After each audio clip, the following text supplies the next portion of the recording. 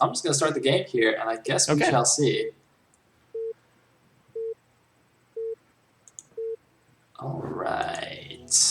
Game number 2. At the bottom right position is the brown Terran. We do have Flisk. And at the top left is the white Zerg. We have Slayer.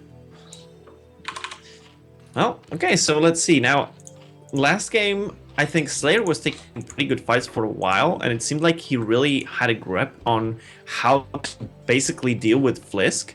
And yeah, it looked really good for a while, but then suddenly he had a little bit of a delay in his hive, a little bit of a delay in his defiler mound, and it snowballed pretty hard for him. So, I don't know. Let's see if he changes something up, because I mean, he was really doing a pretty good job for a very long time dealing with those early Marine pushes. It's, I guess, very tricky for Zerg to know exactly how much of an army you need to deal consistently.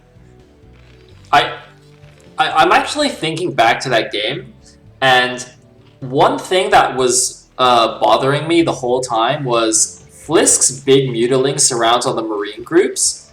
They were very good, obviously. He killed a lot of Marines, and I was quite impressed by them. But the whole time I was thinking in the back of my head, how is he affording to make so many Zerglings? Like, he must be cutting so much regular production. Because if you think about normal ZVT games, you know, let's say if the Terran, instead of going +1, he goes normal 2 racks Academy. He doesn't have quite as many Marines as in the beginning. He doesn't put on quite as much pressure. Zerg doesn't actually make that many Lings. Normally they might be drones, you know, they might be an extra hatchery or something. I'm not exactly sure what was cut there for that to make the units, because something has to be cut, right?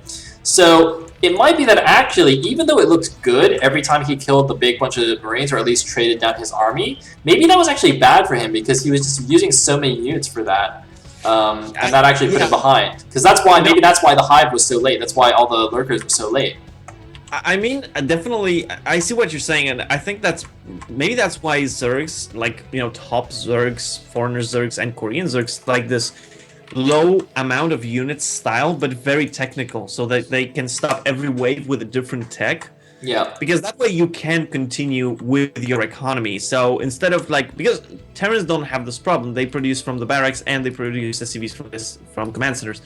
But I think that maybe Slayer was hoping that when he got one of those, you know, trades, he could actually counter. And if it was not a 4 racks +1, probably it would be possible for him. Yeah. It's interesting. I mean, it's like because for a while, I can't remember. I think in this tournament more Terrans have gone 2 racks a CAD than for the fast +1. But I remember, you know, a couple of tournaments ago. I don't even know what time frame I'm even talking about. But you know, some of the previous TLS tournaments. Sorry to cut you. Can you get a little bit the sound up, because people are saying in the chat that the sound of the game is very low. I tried altering the volume. It's weird because for me, like, you sound really quiet sometimes. So I'm trying not to make the sound louder than you are. But all right, I'll turn it up a little bit, I guess. Yeah, maybe Skype, just when, you know, Skype actually changes the volume of things sometimes. So might be a different volume for us and for the people that are watching. Yeah, that's true. I don't know. Hopefully they can still hear you. Hopefully they can hear everything. Alright. Anyway, oh yeah, so I was just saying, I feel like in the previous tournaments, +1, fast +1 was more popular, and for whatever reason in this tournament, I'm not seeing it nearly as much. I don't know if that's just because it's different players, or if it's just, I don't know what the reason is. Maybe, you know, is that we didn't have that many Terrans at this, even at the start, right? So maybe that's why it's harder for us to see that much of a, you know, build orders and the styles that they want to go for. Yeah. Because I don't know, Flisk, for example, the first game he took it, but he took it actually, I would say, pretty straightforward, because he was losing armies, but eventually he just clearly wins. Now, I don't know if Slayer picked up on his mistakes, and this game is going to change something up. I expect him to do so, because after that kind of loss, you should at least say, okay, I saw something that I didn't like, and I should change that, and especially on a map so strange as this one. Yeah. It's at the same time though. Maybe if he's practiced a certain build a lot in preparation for this match, maybe he doesn't necessarily want to do something new on the fly. Because I don't know, some players I know like to prepare a lot for matches. Some players just go with the flow, like Lancer X. You know, just makes it up as he goes along. It's like whatever, it's all good. But yeah. That extra expansion, that's not fast. That's ridiculous fast, I think. For the Zerg? Yeah. I think. Well. Oh no! Actually, wait. Oh, okay, wait. I need to look at this map again. I think this is roughly okay as a timing. I'm not an expert in ZVT timings, obviously. But the nice thing here is you have the normal ramp. So even though this isn't another main, I mean there are no other mains. This is a two-player map, but yeah, this is the normal, easy to defend with 2 lurkers kind of base. It'll be interesting to see where he expands from here. I'm interested to see the expansion patterns of both players, actually. I just want to see more of this map. I actually do like this map. I want to see more games on it. Well, I mean, it's a strange map, so we might get some small mistakes that lead to some kind of a weird loss, but at the same time, we might get very interesting games. So it's probably better for the cast, and I'm not sure how the players feel about playing on this map. That's something that would be kind of interesting, at least to hear their opinions on it a little bit. Well, I mean, players always whine about maps, so yeah, just don't listen to them. There's a bunch of whiners, all of them, a lot of them, whatever. No, I'm of course a big proponent of listening to player opinions on maps and stuff. But I think there were a lot of people saying we should try and include some foreigner maps. So I'm glad this is in the map pool.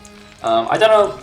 I feel like maybe we won't have it in the round of 8, but maybe once we get to the best of 5 and best of 7 for semifinals and finals, we can at least throw this in there, and that will be quite fun. Yeah. But back to this game, we do see the first Marine group moving out here. Going to grab a couple of Zerglings at the front, force a couple of extra Sunkens maybe.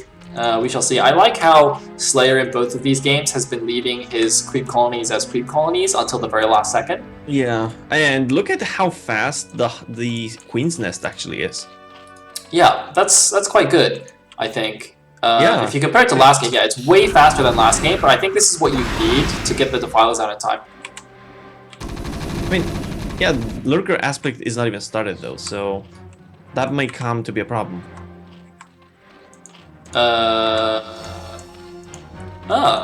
Did he just skip Lurkers? So far, yeah, but he didn't make the dance, so... Did he just forget?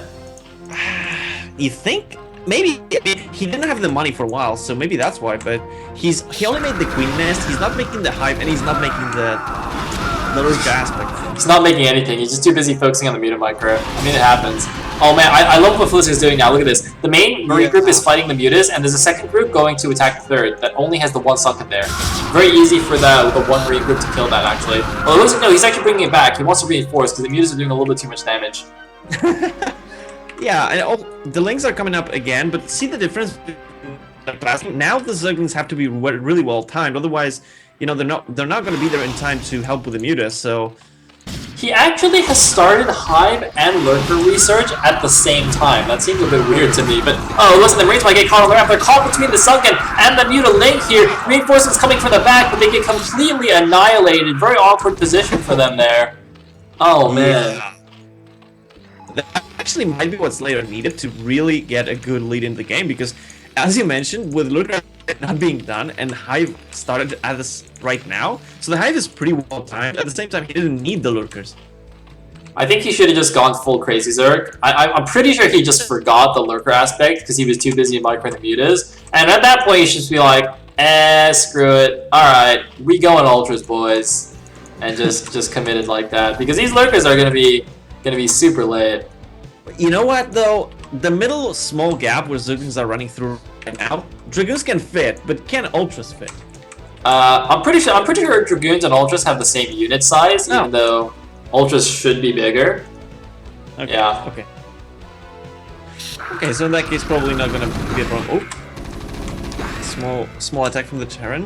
What's going to be problematic is actually... Oh, no, never mind. Looks like Lurker Aspect is just finishing time. I was going to say, without Lurker Aspect, it could be tricky to defend that top right base. but he's gotten it just in time, and this is quite good. You can see the Defiler Mound is actually almost halfway done already, and the first attack is not even close to his natural. He's actually going for the top right base, but since this is a narrow ramp, it's going to be a little bit tricky to attack this. The one thing that concerns me is whether you can actually hit this hatchery from the low ground with siege tanks. I think you can. But you should, until the vessel is there, you would be committing a lot of scans for that. Oh. Oh, he's actually attacking? Oh, wow. Yeah. I mean, he's breaking through, but... Wow, there was actually only one lurker there. That's actually huge. I don't know how he realized that was only one and not a stack of two, because sometimes Zerg will actually stack them to bait you into a bad attack. But doing a pretty good job. Oh wow, there's actually two lurkers in the back there. I'm not sure whether they were just morphing there before and didn't position correctly or what's going on here, but a little break up here kills a few drones. I'm not sure how much damage this actually did.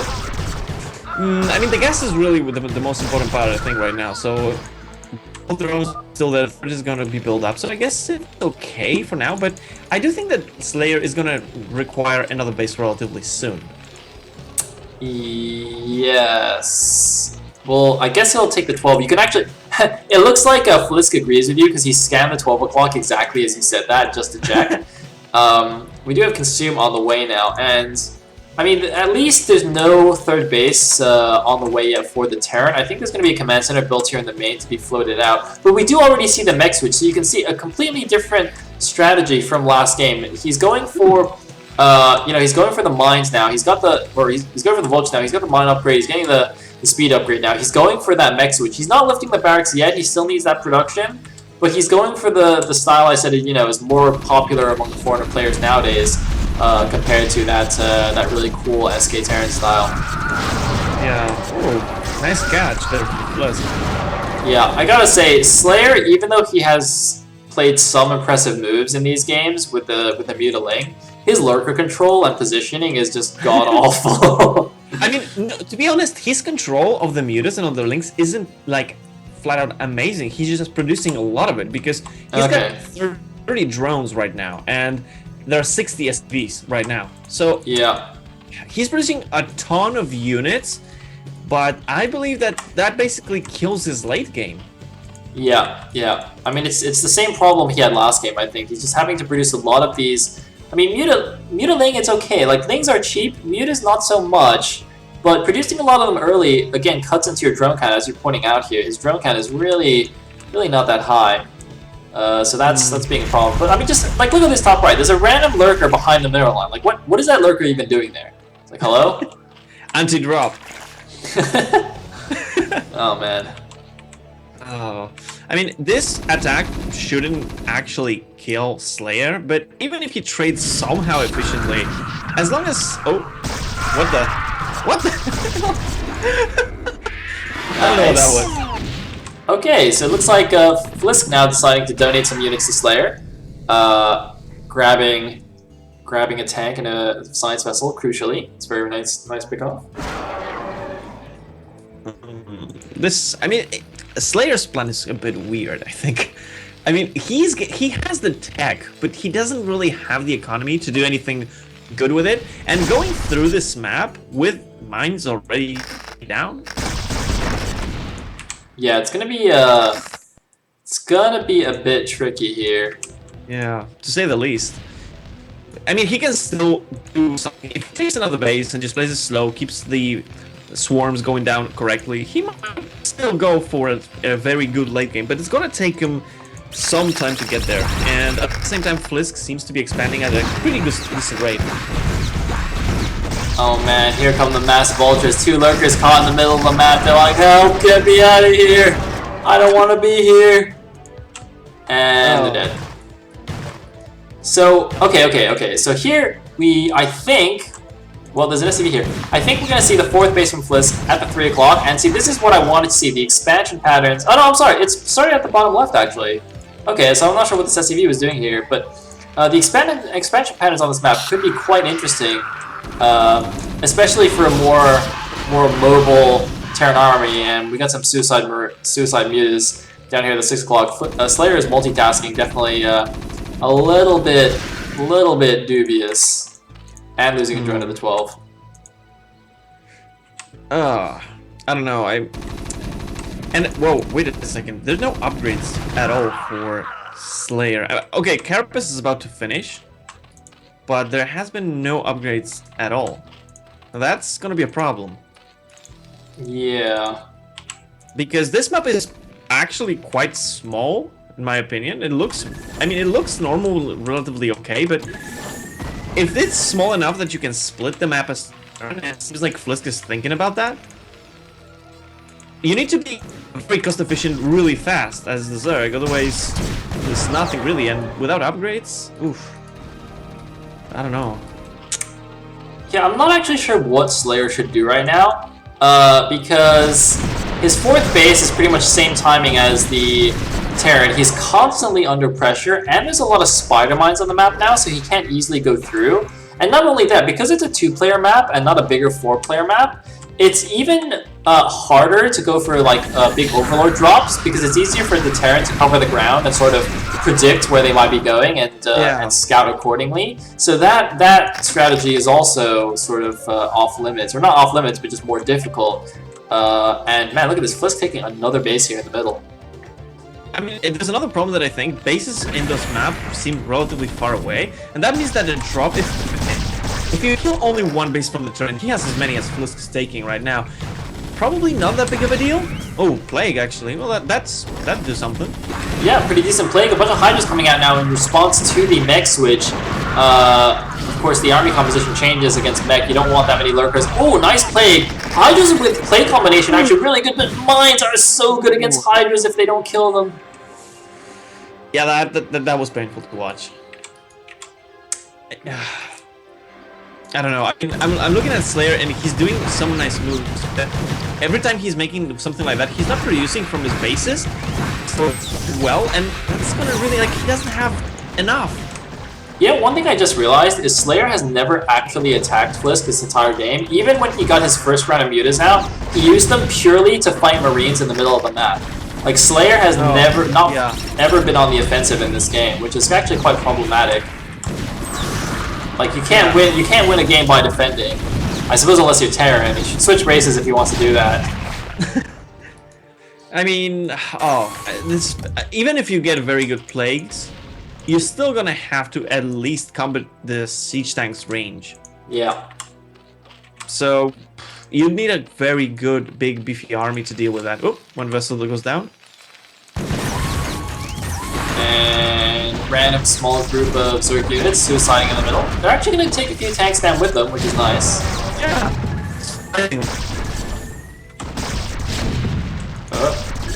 Get it! Get it! Oh, gets it. Nice. Oh, more Lurkers coming out. I do not think more Lurkers is the answer, though. I think they should just stay as Hydras. Hydra Ling most likely is the best option now because of the mines. At least Lings might get some bombs, but yeah, looks like Slayer is just hanging on by a thread here. But he's down at 87 supply to 147. So look at that minimap. Terran has pretty much everything. Oh my god, there's ghosts! There's a nuclear silo at the 3 o'clock. Oh my. Oh, come on. Where's where's the covert ops? Oh my god, the covert ops is in the natural. He's researching Cloak. Oh my god, Flisk! Flisk! You know, that's just bad manners, dude. And you know, dude, there's no Overlord at the top right in the base. If he somehow sneaks that through there, oh my god. It's gonna be beautiful. You know, to be honest, it is pretty much Flisk's game to lose. Yeah. There's 3 bases for the Zerg. And he's not producing, Slayer is not producing what he needs to deal with this army composition, so... I was actually so confused because I clicked at the right side base, right? And I didn't actually click the buildings first, but I saw the barracks blinking and I'm like, why is he building units from a barracks when he went full mech already? What's the point of that? I thought maybe he's building fire bats or something, just in case he's a Ling harass, and I click it and it's ghosts. I'm like, ah! What's happening? Okay, so we got 2 ghosts, and... Ooh, wait, they don't want to show themselves. Oh, they showed themselves. He shot the Ultralisk. A little stupid rifle thing. This thing was like no damage. Oh my god. I don't even know why the ghosts have guns. They're so useless. Yeah, they actually would be better without them because then you wouldn't alert your opponent Yeah. if you misclick. Exactly. You can't accidentally reveal yourself. Oh man. Oh, and a drop completely failed at the bottom corner. Was it a Nice. filer and a lurker? But they did just as soon as they dropped. And 2-2 finishes now for the mech. Ooh, this is gonna get bad. Where'd the ghosts go? Alright, I found one. I thought there were two here. Where'd the other one go? Yeah, there were two. I just see one. The nuke is almost finished. Oh, okay. Well, he actually. Oh! Oh! There's a nuke! Nuclear launch. Oh, he's gonna Stay in the game! He's gonna. Oh! Come on! Oh, Slayer, No! why you do this? Why you do this? So BM. So BM. Well, okay. Yep. Okay, so that means Flisk takes down Slayer 2-0 here in the round of 16 and will advance to the round of 8. Nice, so we've got a Terran in the round of 8. I'm very happy about that. And Flisk looks really strong, I've got to say. I'm actually really hopeful that we're not going to have just a ZVZ finals this time. Just, yeah. Well, I do think that even if we do get a ZVZ finals, we are getting a lot of good games now. So True, true. Definitely good stuff. And in fact, the